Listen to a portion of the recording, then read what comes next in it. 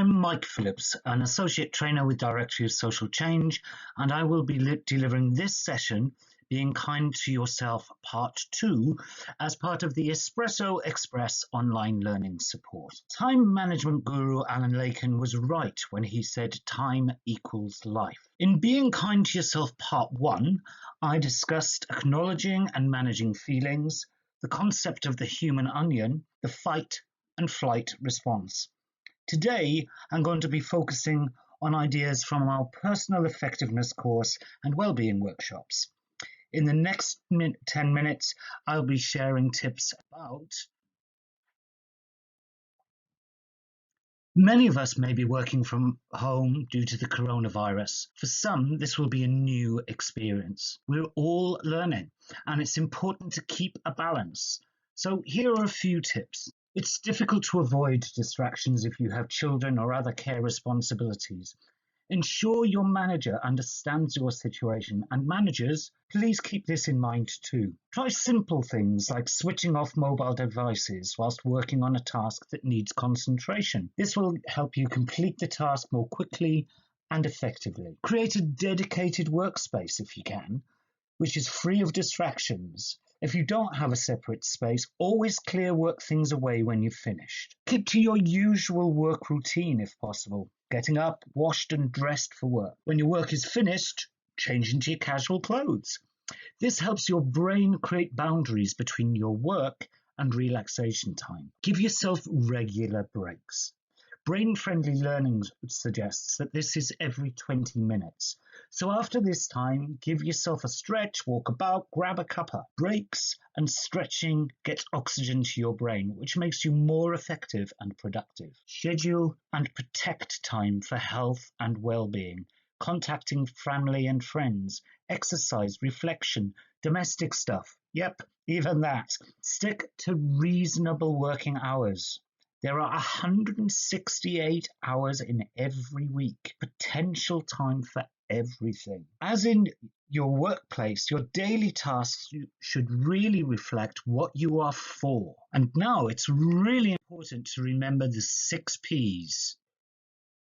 Keeping a time log is an excellent way of keeping track of your goals and results, monitoring how you spend your time, and identifying your peak energy and concentration levels. These are different for each of us. Once you know yours, you can use these times for your high focus tasks. A time log will also help you to monitor your main interruptions, so you can manage them and be more effective and efficient with your time. Before you write an effective tasks list, we need to start with SMART goals. I'm sure you've heard of this before. This ensures that you get the most important things done first, ensuring productivity. And of course, we need to remain focused on our goals. Personally, I find tasks within Outlook simply get paused when the reminders come up. So I always rely on a good old-fashioned written task list, as you can see on the left. It's estimated that written task lists are 80% more likely to be completed, and there's nothing quite like the satisfaction of crossing out a task when it's done. When writing SMART goals, the biggest areas we tend to neglect are measurable and realistic. Are you really going to write your whole report for the senior management team within just 20 minutes between meetings? Writing your task list at the end of the day clears your mind. Remember to transfer any uncompleted tasks from today to tomorrow and have a quick review next morning. Most of us write down a task that is too big to achieve. When we don't complete it, we then feel like we've failed. So break each task into much smaller chunks. Doing this and crossing off each subtask at a time gives us a greater sense of achievement, and it's motivating too. The other tip is cluster and schedule similar tasks to be done together. For example, if you deal with all your emails between 10 and 10:30, you can close your emails and avoid distractions while you spend 30 minutes focusing on your draft report for the S.M.A.R.T. There are many ways to prioritize tasks. Here are just 2. First of all, the reverse traffic lights. Focus on the must things first. Make sure you defer the could things from your to-do list until later in the day or leave until tomorrow. If they're still on your list by Friday, perhaps they aren't as important after all. The second tip is to use a highlighter. You may be able to see this here. What I've done is highlight certain things. So I've clustered together all my phone calls and emails. Check out DSC's Time Management Speed Read for more tips. Some of you may have read the novel Death by Meetings, a little-known book by Agatha Christie Phillips. Sadly, it wasn't a bestseller, which means that not many organisations and charities have observed its warnings about the dangers of meetings. We still have far too many. Picture the scene. It's late Friday afternoon. People are tired. It's the end of a long week, and most are desperate to get home for wine o'clock and to chillax. The room is stuffy. Nobody has received the paperwork in advance. There are 15 items on the agenda. Everyone attending has already had back-to-back meetings all day today, meaning they've had no break, no lunch, and no chance to get some fresh air outside. They're feeling exhausted, distracted by thoughts of what will be on tonight's one show. They have no idea of what the meeting hopes to achieve. Mobile phones keep ringing with supposedly urgent phone calls and the ping of more incoming emails. Actually, some haven't looked at the 200 plus emails that have arrived so far today. Tensions are rising. 8 documents have been tabled that nobody has seen in advance, leaving participants with approximately 90 seconds to read and digest the equivalent of the Death on the Nile.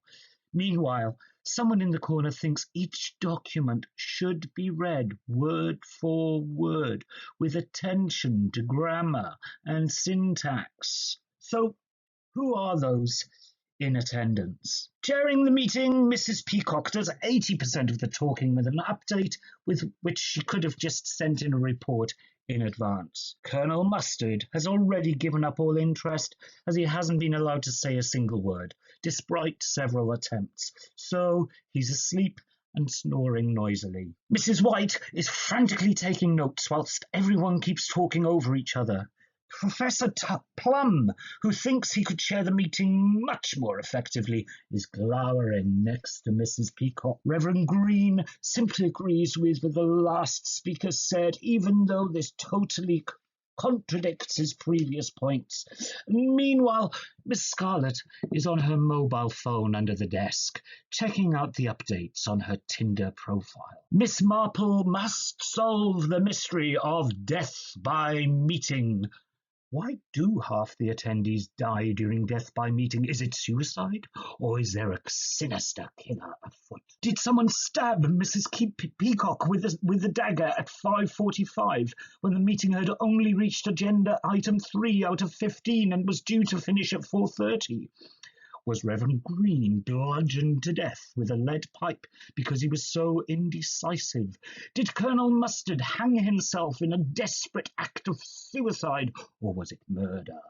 Was Mrs. White shot with a revolver because this was the 3rd meeting in a row that she hadn't distributed minutes because she couldn't tell if any decisions or actions had ever been agreed? Or, as Miss Marple suspects, did half the attendees drink poison because they had the sudden realization they'd probably never get home for wine o'clock and the one show? Sound familiar? I certainly know I've been in many face-to-face meetings like this over the years. The principles of leading effective meetings may be obvious. Many apply to online meetings as well, when we connect with our colleagues. Having an agenda really helps a meeting along, and try to avoid AOB, which just opens up a whole new discussion that will take another hour or more. There are similar lessons for online meetings via Zoom and other platforms, making sure we're not having too many. Online meetings need to be much shorter. We need time for breaks. People will not be able to pay attention otherwise.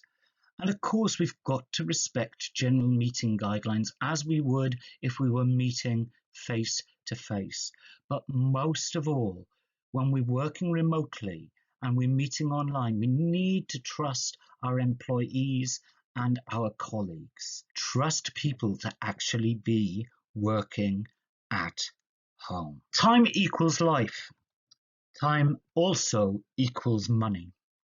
If we waste 1 hour a day in a pointless meeting, over a year that costs our charity money that could be spent on our beneficiaries. This also means that whilst working at home, we must have a work-life balance.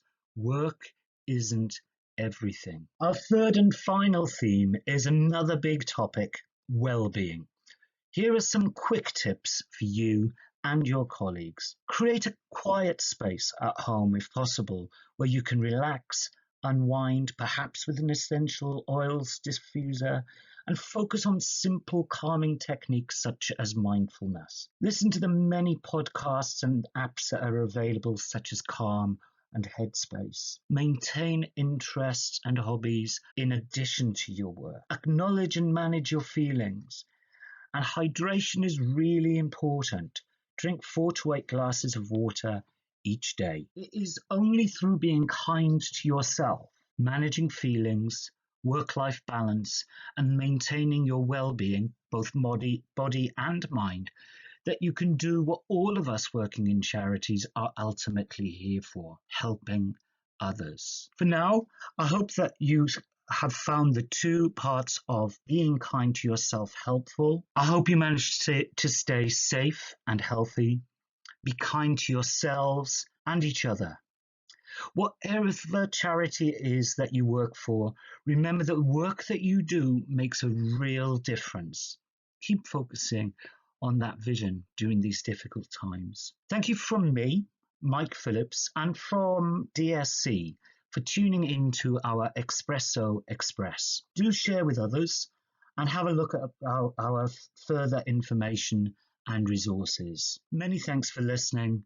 Do take care of yourselves, and goodbye for now. Bye-bye.